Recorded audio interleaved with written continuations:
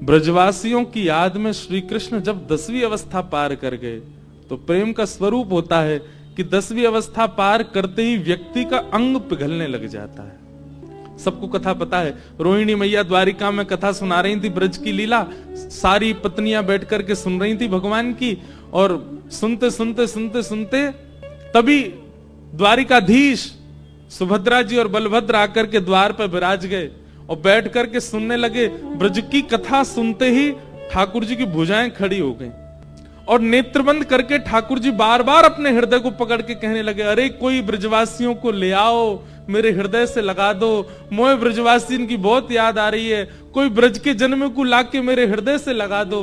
और इसी विरह में 10वीं अवस्था प्रेम की पार हुई। ठाकुर जी का मुख पिघलने लगा, ठाकुर जी के हाथ पिघलने लगे, ठाकुर जी का श्रीअंग पिघलने लगा। तभी नारद जी को चिंता हुई, नारद जी दौड़ करके गए और रोहिणी मैया से जाके व्यास मंच पे बैठ कथा सुना रही रोहिणी मैया नेत्र बंद करके।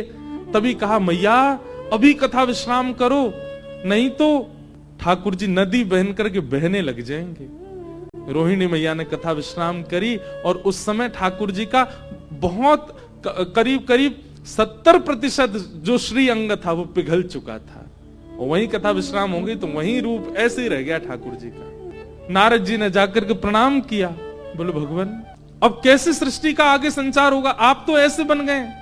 ठाकुर जी बोले, नारद पूरे विश्व को पता चलना चाहिए कि मैं ब्रज से कितना प्रेम करता हूं, इसलिए मेरा यही स्वरूप उड़ीसा के श्री जगन्नाथ मंदिर में विराजमान होगा और कलयुग का प्रधान देव मुझे ही माना जाएगा, ताकि पूरे विश्व को मैं बता सकूं।